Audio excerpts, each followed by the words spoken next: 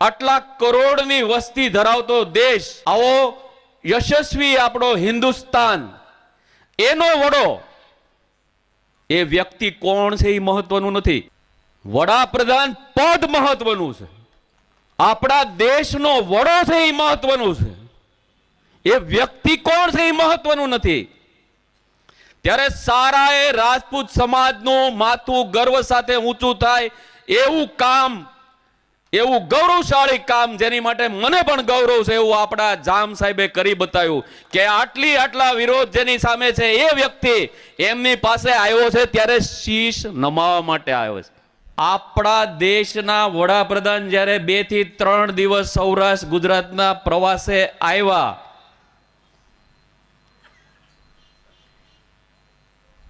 જામનગરની અંદર ઉતર્યા અને જેણે 75 વર્ષ પહેલા પોતાનું સર્વસ્વ અર્પણ કરી દીધું છે, એમના બંગલે શીશ નમાવવા માટે ગયા આ શાસક, એ રાજવી। મને ઘણા મિત્રોએ તરત ને તરત, અને આ તો એવું છે ને કે આટલા સમયથી લાખો ક્ષત્રિયો રોડ ઉપર છે, એના સુધી વાત પહોંચતી નથી, એના વિશે એક હરફ બોલતા નથી, અને એ એક ક્ષણે તરત જ મીડિયામાં તરત જ ફોટા આવવા મળ્યા પાઘડી સાથેના, કે જામ સાહેબે પાઘડી પહેરાવી દીધી એટલે વાત પૂરી થઈ ગઈ। મને તો મીડિયામાંથી ફોટો આવ્યો, મને કે જોઈ લ્યો આ, એટલે મેં તરત જ કીધું કે તમને રાજપૂત ક્ષત્રિય સમાજની પરંપરા, એની રહેણી કેરી, એની અસ્મિતા, એનો તમને ખ્યાલ નથી। તમે ઇતિહાસ વાંચ્યો નથી, ઇતિહાસ જાણ્યો નથી કે આ એ રાજપૂત સમાજ છે, એ ક્ષત્રિય સમાજ છે કે પોતાના આંગણે પોતાનો જાની દુશ્મન આવે તો પણ એની આગતા સ્વાગતા કરે, એ આ સમાજ છે। દૂર જવાની જરૂર નથી। કુંડલા જોગીદાસ ખુમાણ અને ભાવનગર વજેસનજી ઠાકોર એકબીજાના દુશ્મન, ઇતિહાસ સાક્ષી પૂરે છે। આ કોઈ કહેવાયેલી કે બનાવટી વાત નથી, ઇતિહાસ સાક્ષી પૂરે છે કે એ બંને દુશ્મન હોવા છતાં જ્યારે એકબીજાની ઘરે જાય ત્યારે ભેટીને મળતા હતા, આ રાજપૂત સમાજ છે। ત્યારે આ દેશ, આટલા કરોડની વસ્તી ધરાવતો દેશ, આવો યશસ્વી આપણો હિન્દુસ્તાન, એનો વડો, એ વ્યક્તિ કોણ છે એ મહત્વનું નથી, વડાપ્રધાન પદ મહત્વનું છે, આપણા દેશનો વડો છે એ મહત્વનું છે, એ વ્યક્તિ કોણ છે એ મહત્વનું નથી। ત્યારે સારાએ રાજપૂત સમાજનું માથું ગર્વ સાથે ઊંચું થાય એવું કામ, એવું ગૌરવશાળી કામ, જેની માટે મને પણ ગૌરવ છે, એવું આપણા જામ સાહેબે કરી બતાવ્યું કે આટલા વિરોધ જેની સામે છે એ વ્યક્તિ એમની પાસે આવ્યો છે ત્યારે શીશ નમાવા માટે આવ્યો છે। ત્યારે એ વ્યક્તિ કોણ છે એ મહત્વનું નથી, એની સાથે પદ જે જોડાયેલું છે એ પદની ક્યારેય ગરિમા, એનું અપમાન થવું જોઈએ નહીં। અને અત્યાર સુધી આપણી રાજપૂત સમાજની જે સંકલન સમિતિના દરેક મોવડી મંડળ, 92 સંસ્થાના પ્રતિનિધિઓ જ્યારે વાત કરતા ત્યારે એમ કહેતા કે આપણા દેશના વડાપ્રધાન જે શીર્ષસ્થ નેતૃત્વ છે એને અમે દેવ માનીએ છીએ। તમે આપણા દેશના વડાપ્રધાન જ્યાં જ્યાં સભા કરી ત્યાં એક પણ પ્રકારનો કાંકરી ચાળો થયો નથી. એ એમની ગરિમા જાળવવામાં આવી છે, નહીં કે અમે નપુસંગ છીએ. પણ પદની ગરિમા જાળવવામાં આવી છે. હવે વાત આવી કે ભાઈ પાઘડી પહેરાવવામાં આવી એટલે વાત થઈ ગઈ પૂરી. ના, મેં કીધું ભાઈ પાઘડી એ અસ્મિતા છે, એમનું સન્માન કરવામાં આવ્યું છે. અને દેશના વડાપ્રધાને જામનગરની અંદર ઉતરીને સીધું જામ સાહેબના બંગલે જવું પડે એ તમારી બધાની તાકાત છે. એ રોડ ઉપર જે ક્ષત્રિયો છે એની તાકાત છે કે એમને ત્યાં જઈને પાઘડી પહેરવી પડે, શીશ નમાવવું પડે. અને પાઘડીની મહત્તા કેટલી એ પોતે બતાવી દીધું આ દેશના વડાએ. જાહેર મંચ ઉપરથી દેશના તમામ નેશનલ ટીવી વાળા બધાએ લાઈવ કર્યું, દેશની જનતાએ જોયું અને એમણે પોતાના શબ્દોમાં કીધું કે આ પાઘડી રસ્તામાં આપણા ગુજરાત રાજ્યના મુખ્યમંત્રી શ્રીએ કીધું કે ગરમી બહુ છે સાહેબ, લાવો પાઘડી લઈ લે. આ એમના શબ્દો મારા નથી બનાવેલા, એમણે કીધેલું જાહેર મંચ ઉપરથી. ત્યારે કીધું સાહેબે, મોટા સાહેબે કીધું કે આ પાઘડી ઉતારાય એમ નથી. અમારા શબ્દો નથી, તમે ટીવીમાં જોઈ લેજો, યુટ્યુબમાં. આ પાઘડીની મહત્તા શું છે એ બતાવી દીધું. ત્યારે એનો જુદો અર્થ લેવો અને ન બીજી તમે વાત કહું કે સાહેબે આપણા સૌરાષ્ટ્રમાં લગભગ 3 સભાઓ કરી. તબે એકે સભાની અંદર રાજકોટના લોકસભા સીટના વિવાદાસ્પદ ઉમેદવારને જોયા? સ્ટેજ ઉપર ક્યાંય જોયા? આ તમારી તાકાત છે. સાહેબે દરેક જગ્યાએ ગુજરાત સૌરાષ્ટ્રમાં સભાઓ કરી, પોતાના ઉમેદવારના મત માટે કરી. બધી જગ્યાએ દરેક ઉમેદવારના નામ લીધા. આ રાજકોટ સીટના લોકસભા સીટ ભાજપના વિવાદાસ્પદ ઉમેદવારનું નામ લીધું તો મેં નથી સાંભળ્યું ક્યાંય લીધું હોય તો. આ તાકાત ક્ષત્રિયોની છે. આ તાકાત ક્ષત્રિયો જે રોડ ઉપર છે ને એની તાકાત છે. ત્યારે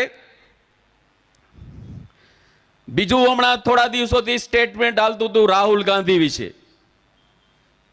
અને તમે જોવો તો ખરા એમ કે રાહુલ ગાંધીએ દક્ષિણ ભારતની અંદર કોઈ સભાની અંદર એક વાક્ય એવું બોલી ગયા કે રાજા મહારાજાઓ જમીનો પડાવી લેતા હતા, એવું વાક્ય બોલ્યા. ઈસી સેકન્ડે આ જે સમાજ જે સ્ટેટમેન્ટ માટે રોડ ઉપર છે એટલા સમયથી લાખોની સંખ્યામાં એ જે સ્ટેટમેન્ટ એને ખબર નથી હજી. અને રાહુલ ગાંધીનું સ્ટેટમેન્ટ ઇઝ સેકન્ડે આપણા ગૃહમંત્રી તરત જ ટ્વીટ કરે. એને કેટલી બધી લાગણી આવી ગઈ, આપણા સમાજ પ્રત્યે લાગણી આવવા મળી, બધાને ઉભરા આવવા મળ્યા, તરત વિડીયો આવવા મળ્યા, ટ્વીટ આવવા મળ્યું કે રાહુલ ગાંધી આમ કરીને કહ્યું. દેશના વડાપ્રધાને તરત જ એ વાક્ય લઈ લીધું. એમણે પણ જ્યાં જ્યાં સભાઓ હતી ત્યાં બોલ્યા. પોતાના જે છે એને છાવરવામાં આવે છે.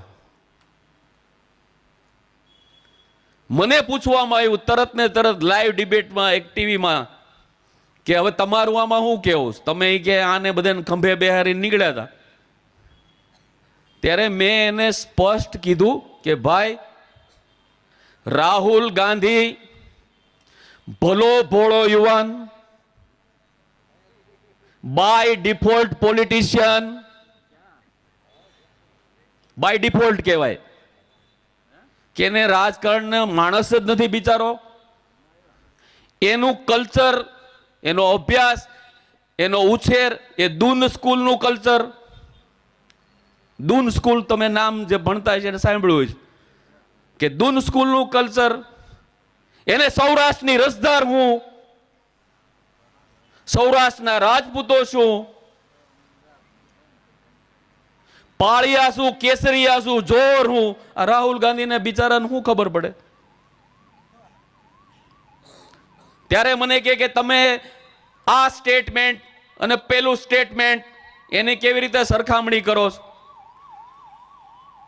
મેં કીધું ભાઈ જમીન આસમાનનો તફાવત છે એમાં. રાહુલ ગાંધીના સ્ટેટમેન્ટનો અમે જવાબ આપી શકીએ. એ સ્ટેટમેન્ટ હતું એ અમારા શાસન વિશે હતું, શાસન વિશે. કે ભાઈ એણે એવું કીધું. મારું તો એવું અંગત માનવું છે કે બિચારા રાહુલ ગાંધીજીને ન્યા જે તે સ્થળે કોઈના સ્થાનિક એવા વિકૃત માનસિકતા ધરાવતા કોઈ વ્યક્તિએ એને મોઢામાં ફિટ કરી દીધું. આવું બોલો. આજે રાષ્ટ્રીય નેતાઓ આવતા હોય ને એને વિસ્તારની ખબર ન હોય, એને અમુક મુદ્દા આપી દેવામાં આવે કે તમારે એટલું એટલું બોલવાનું. હવે આને પોતાનું તો જ્ઞાન ન હોય એટલે એને બોલી નાખ્યું. પણ એ સ્ટેટમેન્ટને અમે કાઉન્ટર કરી શકીએ કે ભાઈ રાજા મહારાજાઓ જમીનો પડાવી લેતા નહોતા, માથા હાટે લેતા હતા લડીને, અને નહોતા ત્યારે માથા દઈ દેવા પડતા હતા ને જમીનો વહી જતી હતી. બધી જમીનો તો રાજા મહારાજાઓની જ હતી, બાકી કોઈના હાથ બારાઠામાં નામ જ નહોતા. એણે જ બધી આપેલી છે. અને માથા હાટે જીતેલી લેતા હતા જમીનો, અને હારી જતા હતા તો માથા કપાઈ જતા હતા, અને જમીનો બધું વયું જતું હતું.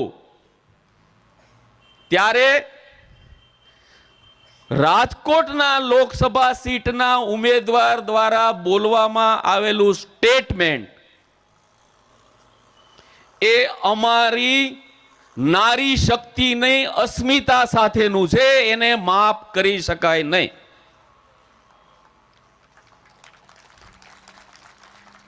એ વાક્ય 11 શબ્દોનું ખાલી વાક્ય છે. તમે બરાબર ગણો ને તો અંગ્રેજીથી ચાલુ થાય ને કર્યા ત્યાં સુધી તમે શબ્દો ગણો 11 જ છે ખાલી. કેટલા? 11 જ. માત્ર ને માત્ર એટલા 11 શબ્દોએ આખું મહાભારત ખડું કરી દીધું. બીજી વાત કે રાહુલ ગાંધી અને રૂપાલાજી એની સરખામણી થઈ શકે નહીં. ઉંમર પ્રમાણે ન થઈ શકે, રાજકીય કારકિર્દી પ્રમાણે પણ નહીં શકે. રાજકોટ લોકસભા સીટના ઉમેદવાર જે વિવાદાસ્પદ ઉમેદવાર છે, એમનું જે ઉછેર થયો, એમનું બાળપણ, એમની યુવાની, એમનું આખું રાજકીય અસ્તિત્વ જે વિસ્તારમાં એનો ઉછેર થયો એ ગાયકવાડ સ્ટેટ એટલે કે અમરેલી. એ રાજકીય પછી સામાજિક પછી પહેલા તો એ શૈક્ષણિક અગ્રણી છે. એમની શરૂઆત માધ્યમિક શાળાના પ્રિન્સિપાલ તરીકે થયેલી, અને મને જ્યાં સુધી માહિતી છે ત્યાં સુધી સાયન્સ ગ્રેજ્યુએટ છે.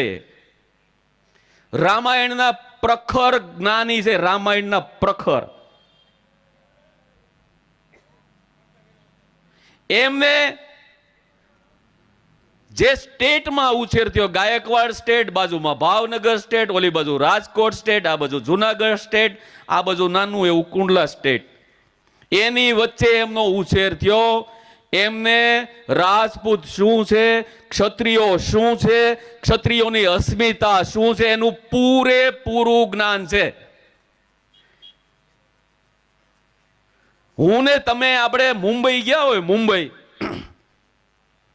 હું ને તમે આપણે કોઈ મુંબઈ ફરવા ગયા હોય ને, રોડ ઉપર ચાલ્યા જતા હોય ને કોઈક મોટરસાયકલ અડાડે આપણને, પછી કે આમ હામું જોઈને હાલ લે સીધો, આમ આપણે કાંઈ બોલીએ? નો બોલી. કેમ? મુંબઈમાં એ ક્યાં આપણને ઓળખે છે? આપણે કોણ છે એમ એ આપણને ઓળખે છે, આપણે કોણ છે એમ. તકલીફ ક્યારે થાય? આપણને પૂરેપૂરા ઓળખતા હોય, પેઢીઓથી ઓળખતા હોય, અને ઈ એક શબ્દ બોલે ને એની ચોટ લાગે. ત્યારે મેં કીધું ભાઈ એમનું સ્ટેટમેન્ટ એ ચોટ લાગી ગયેલી છે વાત, એને ઈ લોઢામાં લીટો કહેવાય, એને કોઈ રીતે નીકળે નહીં. અને એના અમે અત્યાર સુધી આ રાજપૂત સમાજને લાખો લાખો સલામ કરવી પડે, આ યુવાનોને લાખો લાખો સલામ કરવી પડે. હું હતો રાજકોટ અસ્મિતા સંમેલનની અંદર, હું હતો. હું પોતે 5 કિલોમીટર મારી ગાડી દૂર રાખીને ગયો તો સ્ટેજ ઉપર, 5 કિલોમીટર.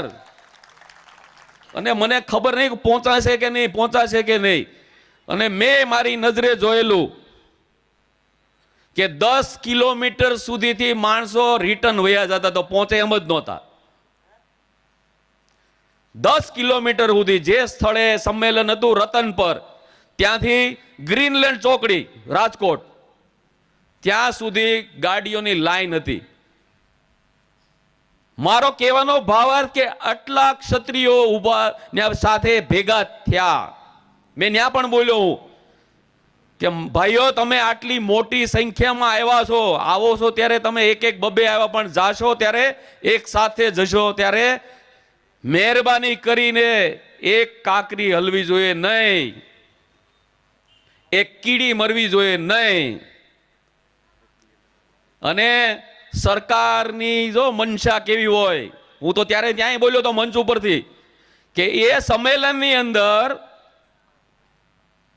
બંદોબસ્ત માટે આખા ગુજરાતમાંથી વીણી વીણીને રાજપૂત ક્ષત્રિય અધિકારીઓને મૂકવામાં આવ્યા હતા. શું કામ?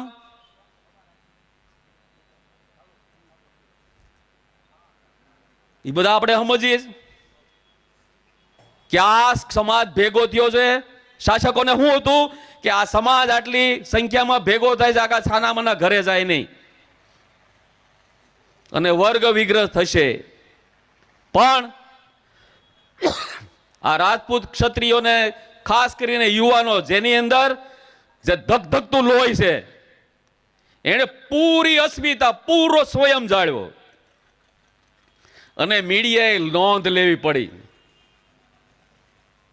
નેશનલ મીડિયાઓએ નોંધ લીધી કે બીજે દિવસે તમે બધા વિડીયો જોયો કે મેદાનની અંદર ટીટોડીના બચ્ચા હતા, ટીટોડીના ઈંડા હતા, ટીટોડીએ ઈંડા મૂકેલા હતા, એને પણ કાંઈ નહોતું થયું.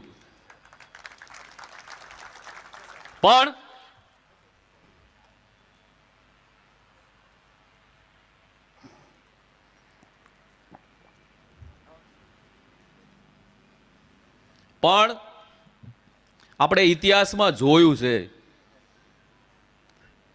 કે કોઈ પણ પ્રકારનું આંદોલન હોય, અગાઉ આપણે આંદોલનો જોયેલા છે. સરકાર જ્યાં સુધી આંદોલન હિંસાત્મક ન બને, આગજની ન ફેલાય, સાર્વજનિક બધી મિલકતોને નુકસાન ન થાય, ત્યાં સુધી સરકાર જાગતી જ નથી. યુવાનો, નિર્દોષ યુવાનોના ભોગ લેવાય. ગાંધી ચિંધ્યા માર્ગે ચાલતું આંદોલનનો અવાજ કેમ નહીં સંભળાતો હોય? રાહુલ ગાંધીનું એક સ્ટેટમેન્ટ આખી સરકારે સાંભળી લીધું, આખી સરકાર દોડતી થઈ ગઈ. ત્યારે આટલા મોટા સમાજની લાગણી, આટલા સમાજના બહેનો, જે બહેનો કોઈ દિવસ ઘરના ઉમરાની બહાર ન નીકળે, એ બહેનો રોડ ઉપર.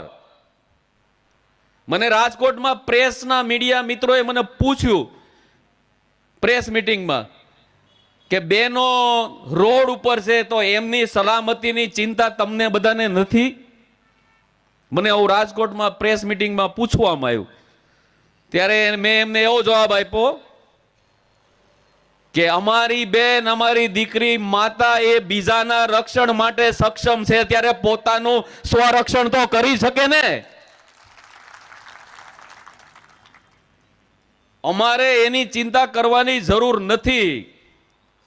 ઇતિહાસમાં એટલા બધા દાખલાઓ મોજૂદ છે કે નાની નાની દીકરીઓએ આખા આખા શાસન પોતાના હાથમાં લઈ લીધા છે. ત્યારે મેં તમને કીધું કે અજાણ્યા બોલે તો આપણને દુઃખ ઓછું લાગે, પોતાના બોલે એની ચોટ વધારે લાગે. એમાંય તે આપણા પોતાના સમાજના બોલે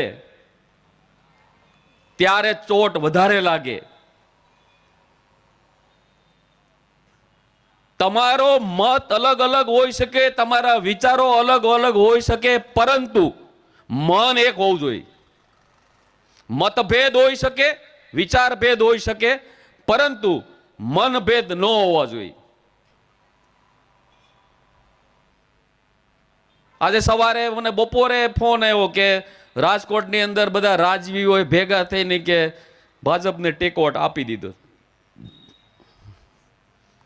પછી મેં ટીવીમાં જોયું, મેં તરત તો બધા રાજકોટ પેલેસ ઉપર રાજવી બધા ભેગા થયેલા ને મેં એમાં નિરીક્ષણ કર્યું, એકેયના મોઢા ઉપર નૂર નહોતું.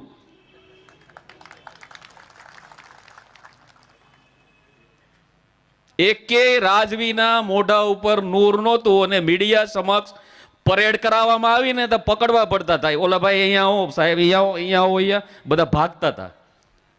અને જેવું સ્ટેટમેન્ટ આવ્યું એ જ સમયે ભાવનગર દરબાર સાહેબનું સ્ટેટમેન્ટ તરત વિરોધમાં આવ્યું, ઓન ધ સ્પોટ. આમાં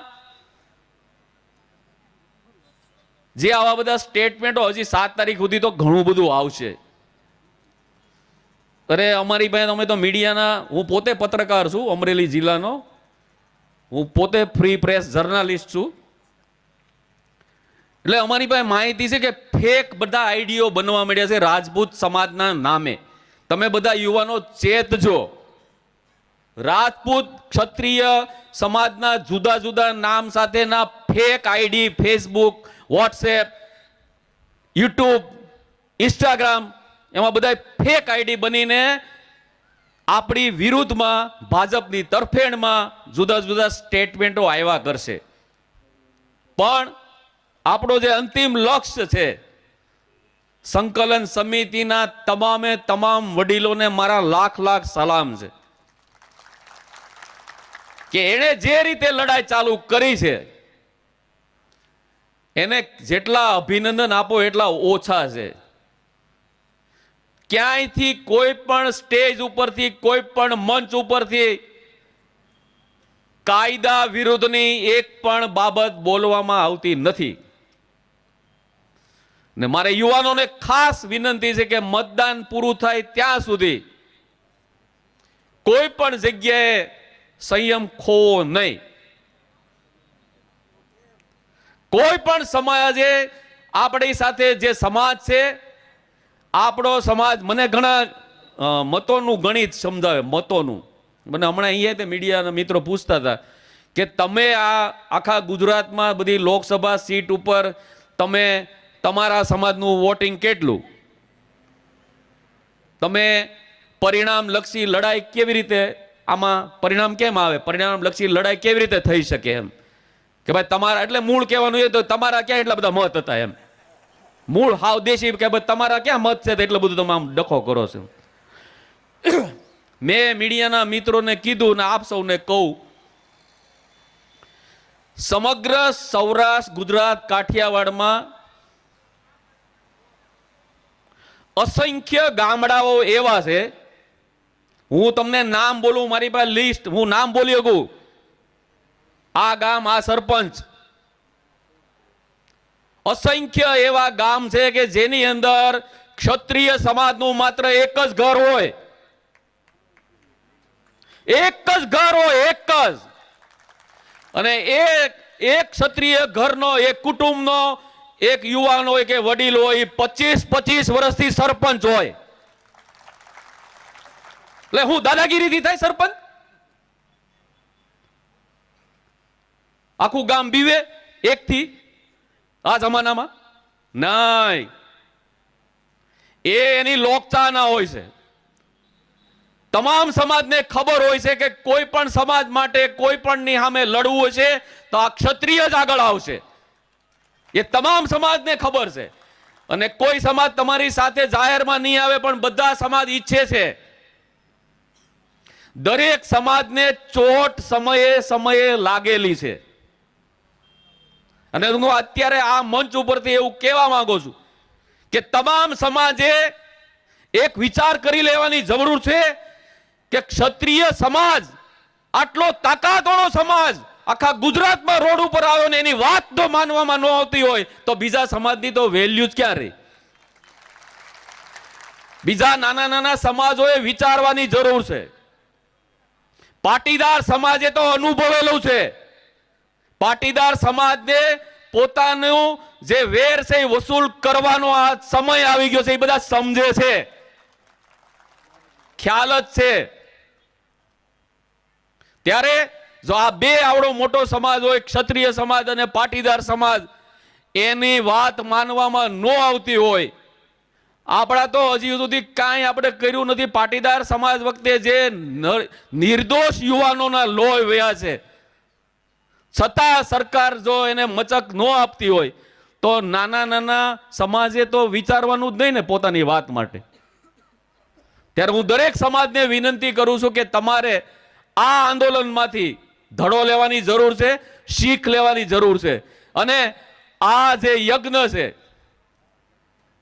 આપણા સંકલન સમિતિના પ્રવક્તા કનકસિંહ ને કરણસિંહ એ કહે છે ને કે અશ્વમેઘનો ઘોડો છે. આ અશ્વમેઘનો ઘોડો છે. ત્યારે આ યજ્ઞની અંદર દરેક સમાજ આપણને આહુતિ આપવા માટે તૈયાર છે. આપણે સંયમ જાળવીને દરેકને સમજાવી, જો એક ગામની અંદર એક જ ઘર સરપંચ હોય અને એ પાછા 25-25 વર્ષથી હોય, એવા અસંખ્ય ગામ છે. ત્યારે ગામ એ મતને આ લોકો ગણતરીમાં નથી લેતા કે આની તાકાત કેટલી છે. એક જણાની તાકાત કેટલી છે. ત્યારે મેં કીધું કે અમારી આ તાકાત છે અને એ રિઝલ્ટ આવશે ત્યારે ખબર પડશે. અને ઉપરના લેવલના બધા જે નિષ્ણાંતો છે એને ખબર પડી ગઈ છે કે જમીન ધીમે ધીમે ધીમે ધીમે નીચેથી સરકી રહી છે. ત્યારે બીજી એક વાત મને હમણાં ઘણા અમારા વર્તુળમાં બધા વાત કરતા હતા કે આ વખતની લોકસભાની ટિકિટો કેવી રીતે ફાળવવામાં આવી છે એનું કઈ નક્કી જ નથી. ફેકમ ફેકા કરવામાં આવે, ફેકમ ફેક. મને અમારા રાજકોટના વરિષ્ઠ અમારે પત્રકાર છે જગદીશભાઈ મહેતા, એ મને કહેતા હતા કે પ્રતાપભાઈ, આ લોકસભાની ટિકિટ જેવી રીતે ફાળવવામાં આવી છે ને એવી કે સિનેમાની ટિકિટે નથી મળતી, ફિલ્મની ટિકિટે આમ નથી મળતી, એમ મને કે લોકસભાની ટિકિટો મળી ગઈ બધાને. ગુજરાત સાઈડ તો એક બેન શિક્ષિકા એ સ્કૂલમાં ભણાવતા હતા, ચાલુ સ્કૂલમાં ભણાવતા હતા. ઘરેથી ફોન આવ્યો એમના મિસ્ટરનો, એ કે તું જલ્દી જલ્દી ઘરે આય, તને ટિકિટ મળી. તો કે હે ની? એ કે લોકસભાની. એ કે નો હોય. અરે પણ મળી ગઈ, તું જલ્દી ઘરે આય. લ્યો, આ ગુજરાતની સાઈડની વાત છે. આવી રીતે ટિકિટોની ફેકમ ફેકી કરવામાં આવી છે. આવું ગુજરાતના ઇતિહાસમાં કોઈ દી બન્યું નથી. બીજી વાત તમારું ધ્યાન દોરું કે જે નેતા જેનું કાર્યક્ષેત્ર જે વિસ્તારમાં હોય, જેમણે પોતાની કારકિર્દી, આટલા વર્ષોની કારકિર્દી જે વિસ્તારમાં કરી હોય, પોતાનું કામ કર્યું હોય, એ વિસ્તારમાંથી ટિકિટ કેમ નથી આપવામાં આવી? હું એક બે ઉદાહરણ આપું કે રાજકોટ સીટ લોકસભાના ભાજપના ઉમેદવાર એમનું કાર્યક્ષેત્ર અમરેલી. અમરેલીથી ધારાસભાઓ લડેલા છે. આ પરેશભાઈ ધાનાણી હરાવેલા છે ને અમરેલીની સીટ ઉપરથી. એમનું કાર્યક્ષેત્ર અમરેલી. તો એમને અમરેલીમાં ટિકિટ આપવાને બદલે રાજકોટ શા માટે ટિકિટ આપવામાં આવે? નંબર 2, મનસુખભાઈ માંડવિયા, એનું કાર્યક્ષેત્ર ભાવનગર. આપણા દેશના આરોગ્ય મંત્રી, એણે આટલા સમયથી ભાવનગર આખો એમનો પંથક કાર્યક્ષેત્ર ભાવનગર, કામગીરી ભાવનગર, એમને પોરબંદર આપવામાં આવી. આવું ઘણી સીટ ઉપર થયું છે. ત્યારે જે સીટના જે દાવેદારો હોય, પાયાના કાર્યકરો હોય, જેણે પક્ષને આખી જિંદગી આપી દીધી હોય, એ રાજકોટ હોય, જુનાગઢ હોય, ભાવનગર હોય, સુરેન્દ્રનગર હોય કે પોરબંદર હોય, એ ત્યાંના સ્થાનિકમાં ભયંકર રોષ છે. પણ બિચારા ડરે છે સાહેબથી, એટલે કોઈ ખુલીને બહાર આવતા નથી. પણ અંડર કરંટ બધા ક્ષત્રિય સમાજના આંદોલનને વિટામિન પૂરું પાડી રહ્યા છે. વિટામિન ઘણા પ્રકારના હોય, એમાં વિટામિન એમ એ હોય, સમજાય? તો અંડર કરંટ હાલે. તમે ક્યાંય જે તે જગ્યાએ મેં આ નામ લીધા બધા સીટના, એમાં અમરેલી આવી ગયું. અમરેલીમાં તો કોઈ દી જિંદગીમાં અમને નહોતી ખબર એવા ઉમેદવાર આવ્યા ભાજપના. જે દિવસે નામ જાહેર થયું તો મારે એનો ફોટો, અમે આટલા વર્ષોથી મીડિયામાં 1990ની સાલથી હું મીડિયામાં છું, તો મારે ફોટો ગોતવો પડ્યો એનો કે આ ભાઈ છે કોણ એમ. હવે એવું કહેવાય છે કે 8 પછી તો મળતા જ નથી. સાંજના 8 પછી નથી મળતા એમ કે.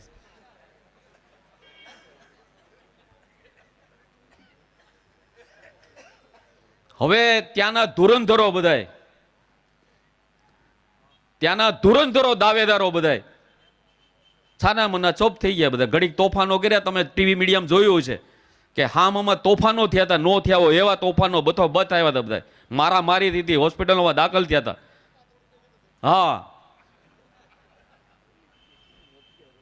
હવે એ દબાવીને સમાધાન કર્યું, પણ એ સમાધાનને સમાધાન કહેવાય? એ તમામે તમામ અંડર કરંટ કામ હાલે. એ જ્યારે 4 જૂને રિઝલ્ટ આવશે ત્યારે ખબર પડશે. હું તમને એ વાત કરતો હતો કે આપણા પોતાના હોય ને એનું દુઃખ થાય. હું એક ડિબેટમાં હતો, ગુજરાત તકમાં કેમાં હતો, ને સુરેન્દ્રનગર બાજુથી એક ભાઈ યુવાન છોકરો કોલેજનો, મને લાગે પ્રોફેસર, એ મારી યાર ડિબેટમાં, આપણે વ્યક્તિગત તો પરિચય હોય નહીં, રે મને શરમ થાય, મને પોતાને શરમ થાય, મને દયા આવે. તમે જેણે જોયું હોય છે ખબર છે, એણે એવી રૂપાલા તરફેણમાં વાતો કરી, પાઠ્યપુસ્તકમાંથી ફલાણામાંથી આ લાવો આ લાવો ના લાવો. એલા મેં કીધું તું ક્ષત્રિય છો? હું મારે એનું નામે નથી લેવું આપણે, પણ મને દયા આવે એમ. આપણને દયા આવે. મારે થોડું લાઈવ ડિબેટમાં કહેવાય કે તે ઘરે પૂછું પેલા હું બોલસ તું, પેલા ઘરે પૂછ. ઇતિહાસમાંથી જે સોનેરી વસ્તુ છે એ કાઢવાની છે, કાદવ કાઢવાનો બારો. અને એ આપણો યુવાન, એ શિક્ષિત યુવાન. મેં કીધું ભાઈ સિંહ લગાવવાનું બંધ કરી દે. હવે વાહે લાલ લગાડવા માંડી.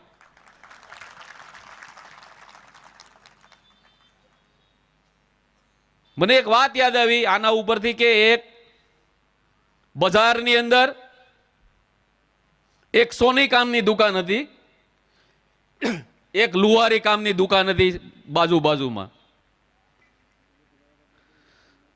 સોની કામની દુકાન હતી એમાં સોનું ઘડાતું હોય, લુહારી કામની દુકાન હોય એમાં લોખંડ ઘડાતું હોય. આ સામાન્ય વાત આપણે સમજીએ. તમે કોઈ દિવસ સોની કામ ઘડાતું હોય ત્યાં તમે કોઈ દિવસ સેજે અવાજ આવશે નહીં. સોની કામ સોનીની દુકાનમાં થતું હોય ત્યાં તમને સેજે કોઈ દિવસ અવાજ આવશે નહીં સોનું ટીપાટતું હોય એનું. એની વિરુદ્ધમાં લુહારી કામની જે કામ હાલતું હોય ત્યાં કાન પડ્યું સંભળાય નહીં તમને. આ બધું અનુભવ્યું છે આપણે કે લુહારી કામની દુકાન હોય, લુહારી કામ થતું હોય, લોઢું ટીપાતું હોય, ત્યાં કાન પડ્યું સંભળાય નહીં એટલો દેકારો થતો હોય, ધડાધડી ધડાધડી. આ વાત ઓલે સોનું છે ને એને મનમાં ખટક્યા કરે કેલા આપણે આપણી માથે હથોડાના ઘા પડે છે, આપણે ટીપે છે બધાય, આપણે તારા બોલતા નથી કાંઈ, કોઈ દી અવાજ એ કર્યો નથી. આ કોક દી કે ઓલો લોઢું ક્યાંકથી આવે ને કટકી બટકી તો કે મારે એને પૂછવું છે કે તમે એલા હું એટલો બધો તમને આ ટીપે અવાજ હું એટલો બધો કરો છો, દેકારો માંડ્યો છે. હવે મીલવાઇલ એકવાર એક અકસ્માતે લોખંડની કટકી ઉડીને ગઈ સોનીની દુકાનમાં. એટલે ઓલું સોનું તો તક ઝડપી બેઠું હતું વાટ જોઈને. એને તરત પૂછ્યું આ વાત કે એલા અમને ટીપે છે આ દરરોજ, તે અમારો અવાજ સાંભળ્યો કોઈ દી? અમે ઉંકારો કર્યો? અને તું અમે અહીંયા અમે સહન નથી કરતા એટલા રાડ્યું નાખો છો તમે બાજુમાં. કે લોખંડે જે જવાબ આપ્યો છે એ આપણા સમાજના જે તત્વો છે ને એને હું કહું છું. લોખંડે એ જે સરસ જવાબ આપ્યો છે, એણે સોનાને કીધું કે ભાઈ તારી વાત સાચી છે, હવે તું મારા સવાલનો જવાબ આપ કે તને જેની માથે રાખીને ટીપવામાં આવે છે એ શેમાંથી બનેલું છે? એરણ હોય ને, એરણ ઉપર રાખીને લોઢું ટીપે તો કે લોખંડનું. સોનું શું કહે છે? લોખંડ પૂછે કે તને જેના ઉપર રાખીને ટીપવામાં આવે છે એ શેમાંથી બનેલું છે? તો કે લોખંડમાંથી. અચ્છા, તને જેના વડે ટીપવામાં આવે છે એ શેમાંથી બનેલું છે? એ કે લોખંડમાંથી. બરાબર. અમને કે તમને લોખંડમાંથી. અમને ટીપે છે નહીં તો કે એરણ, એ નહીં તો કે લોખંડની. એનાથી વડે ટીપે તો હથોડા વડે, એનું તો કે લોખંડનું. તને બીજા પારકા ટીપે છે, અમને અમારા ટીપી નાખે છે, એનું દુઃખ છે, એની રાડું નાખીશ અમે. તને તો પારકા ટીપે છે એટલે તું સાનો મનો બેઠો છો ભાઈ. અમને અમારા ટીપી નાખે છે ને એનું દુઃખ છે ને એની આ રાડું નાખીએ છીએ. જય હિન્દ, જય ભારત. આપ સૌને અહીંયા મને જે બોલાયો એ બદલ આપ અહીંના આયોજન કરતાનો ખૂબ ખૂબ આભાર. બીજું કે મીડિયાના મિત્રોને આજે 3 મે એટલે વર્લ્ડ પ્રેસ ફ્રીડમ ડે છે. આજે વર્લ્ડ પ્રેસ ફ્રીડમ ડે. એની મીડિયાના માધ્યમથી હું તમામ પત્રકાર મિત્રોને, તમામ ટીવી ચેનલના બધા મિત્રોને ખૂબ ખૂબ આજના દિવસની શુભેચ્છા પાઠવું છું. અસ્તુ. જય હિન્દ, જય ભારત.